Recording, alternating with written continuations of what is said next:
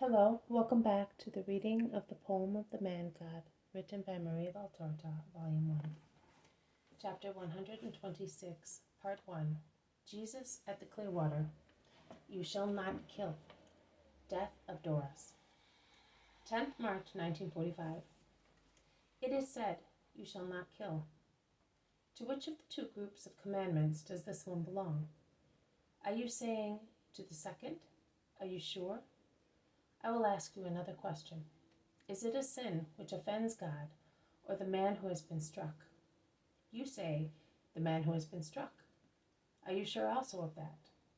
And another question. Is it only a sin of homicide? By killing a person, does one commit but this one sin? You say, only this one. Does no one doubt it? Give me your answers in a loud voice. Let one speak on behalf of everybody. I will wait. And Jesus bends to caress a little girl who has come near him, and looks at him enraptured, forgetting to nibble at the apple which her mother gave her to keep her quiet. A stately old man stands up and says, Listen, Master, I am an old synagogue leader, and I have been asked to speak on behalf of everybody, and I am going to speak. We all think that we have replied according to justice and according to what we have been taught. My certainty is based on the law concerning homicide and blows. But you know why we have come.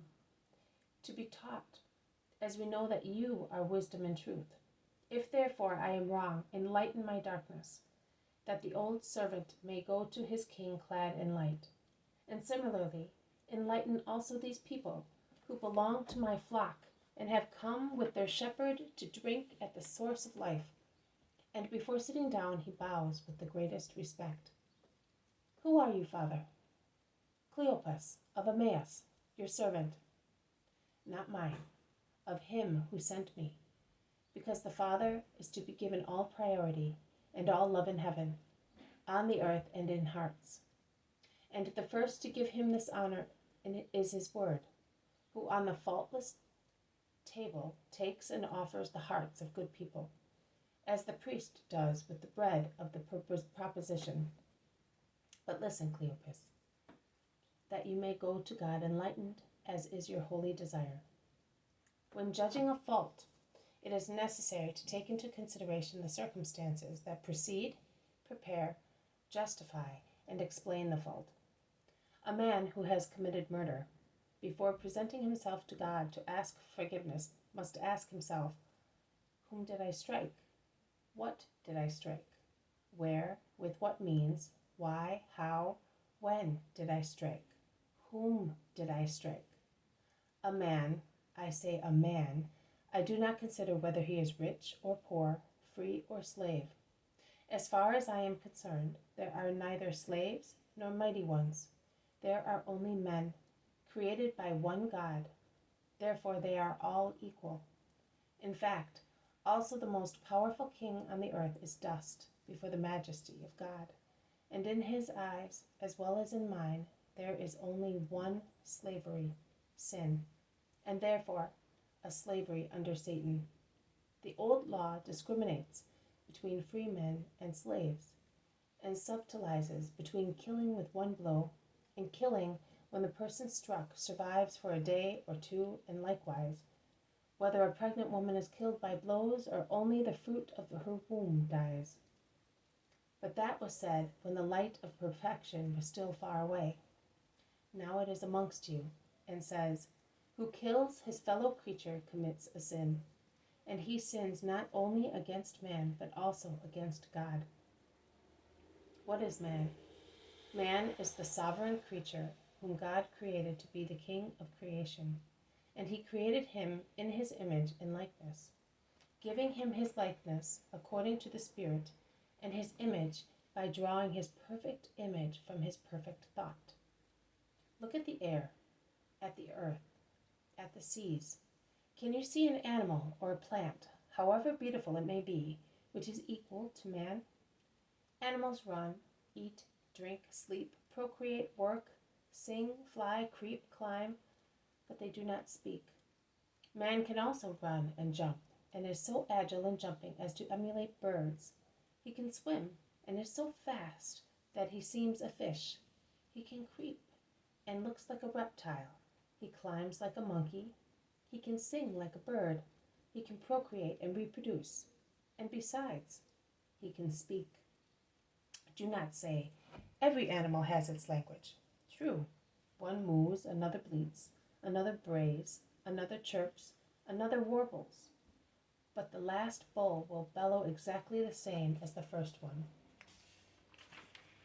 And so sheep will bleat until the end of the world, and donkeys will always bray like the first one, and sparrows will always chirp, whilst the lark and the nightingale will sing their songs, the former to the sun, the latter to a starry night, also on the last day of the world, exactly as they greeted the first sun and the first night. Man, instead, having not only a voice and a tongue, but also a nervous system, the center of which is the brain, the seat of intelligence, is capable of perceiving new sensations, meditating on them and giving them names. Adam called dog his friend, and gave the name of lion to the animal that seems most like it because of its mane round its short bearded face. He called sheep the lamb that greeted him mildly, and gave the name of bird to the beautiful flower of feathers that flies like a butterfly but sings a sweet song that a butterfly cannot sing. And later, throughout centuries, the children of Adam created new names, as and when they became acquainted with the works of God and his creatures, or through the divine spark which is in man. They not only procreated children, but they also created things that were useful or harmful to their children, according to whether they were with God or against God. Those who create and do good things are with God. Those who create wicked things, harmful to their neighbors, are against God. God avenges his children tortured by man's wickedness. Man is thus the favorite creature of God. Even if he is now guilty, he is still the dearest creature to him. That is witnessed by the fact that he sent his own word, not an angel, not an archangel, not a cherub, not a seraph, but his own word, clad with human flesh, to save man.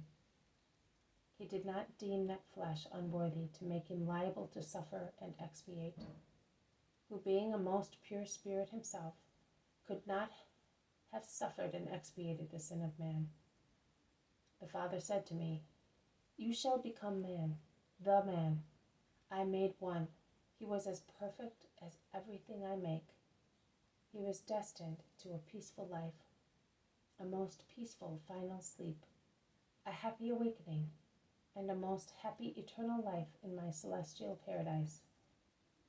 But you know that nothing contaminated may enter our paradise, because there we, one and trine God, have our throne.